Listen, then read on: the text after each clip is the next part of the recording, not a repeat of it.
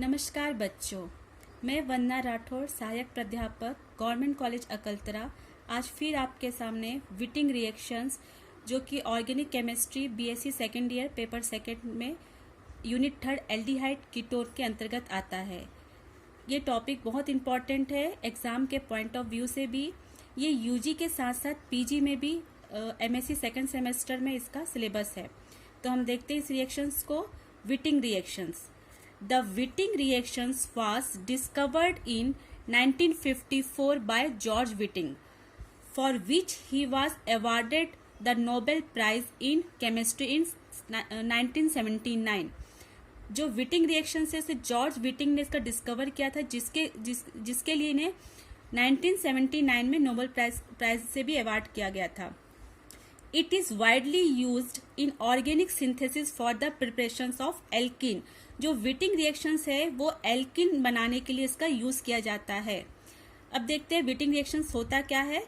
In this reactions interactions of carbonyl compound that means aldehyde ketone, वो aliphatic भी हो सकता है और एरोमेटिक भी हो सकता है, विथ ट्राइफेनिल फॉस्फिन एल्किलिडिन्स।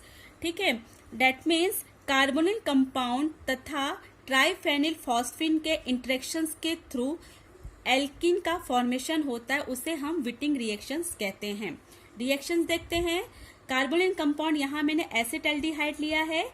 ठीक है, जब इसकी रिएक्शंस ट्राइफेनिल फॉस्फिन एल्किलिन ट्राइफेनिल फॉस्फेरिन यहाँ यूज किया है, इसके साथ जब रिएक्शंस कराया जाता है तब करस्पॉन्डिंग आपका प्रोडक्ट बनता है एल्किन। यहाँ ब्यूटीन 2 का फॉर्मेशन हुआ तथा बाय प्रोडक्ट के फॉर्म में ट्राइफेनिल फॉस्फेरिन यहाँ एलिमिनेट होता है।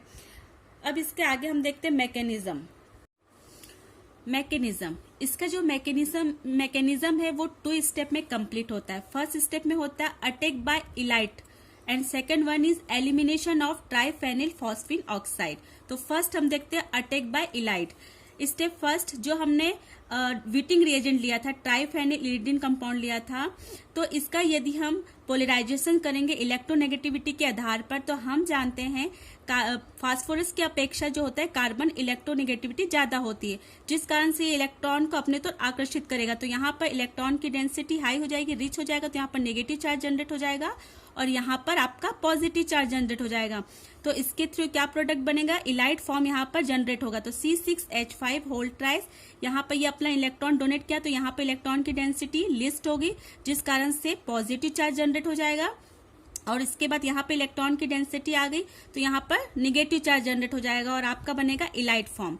नेक्स्ट में क्या होगा, जो हमने कार्बोनिल कंपाउंड लिया था एसिटाल्डिहाइड, इसमें भी इलेक्ट्रोनेगेटिविटी के आधार पर पोलराइजेशन होगा। तो हम जानते हैं ऑक्सीजन जो होता है कार्बन की अपेक्षा अधिक इलेक्ट्रोनेगेटिव होता है।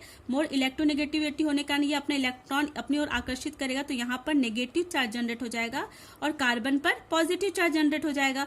तो ये बनेगा प्रोडक्ट। अब क्या होगा, जो इलाइट फॉर्म जो बना है और जो आपका ये प्रोडक्ट बना है, जो हम इलेक्ट्रोनेगेटिविटी के आधार पर कार्बोनिल कंपाउंड जो पोलराइज्ड हुआ है, तो इसमें क्या करेगा, अटैक करेगा। जो आपका फर्स्ट स्टेप था अटैक बाय इलाइट फॉर्म, तो कहां पर अटैक करेगा, हम जानते हैं कार्बन पर नेगेटिव चार्ज है, तो यहाँ पर कौन सा है, जो आपका कार्बोनिल कंपाउंड हमने लिया था, यहाँ पर कार्बन पर कौन सा चार्ज है, पॉजिटिव चार्ज है। तो ये जो नेगेटिव चार्ज, यहाँ पे इलेक्ट्रॉन की डेंसिटी हाई है, तो कहां पर अटैक करेगा, जहां पर इलेक्ट्रॉन की डेंसिटी कम होगी, तो अटैक करके ये एक प्रोडक्ट बनाएगा जिसे बोलते हैं बिटेन।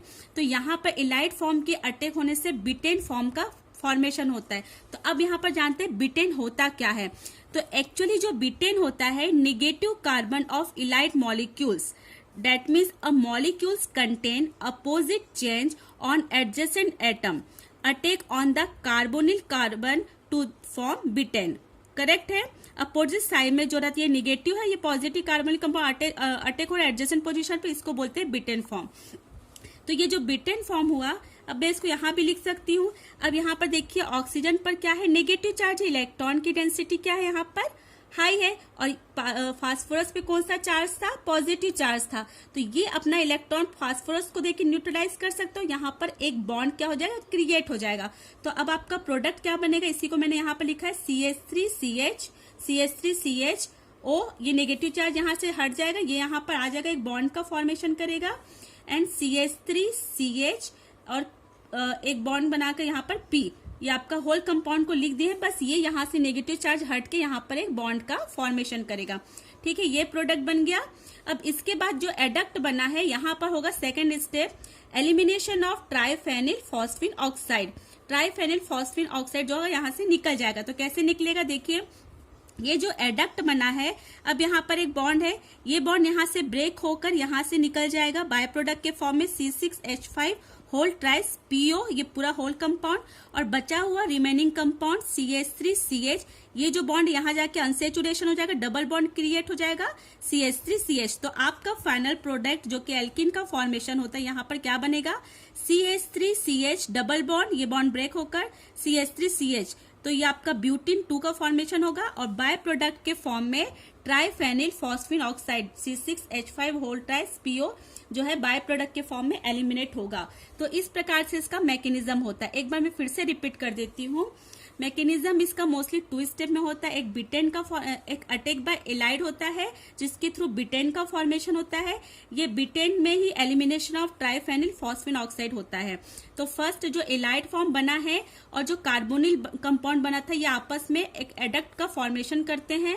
इस एडक्ट को ही बिटेन बोलते हैं।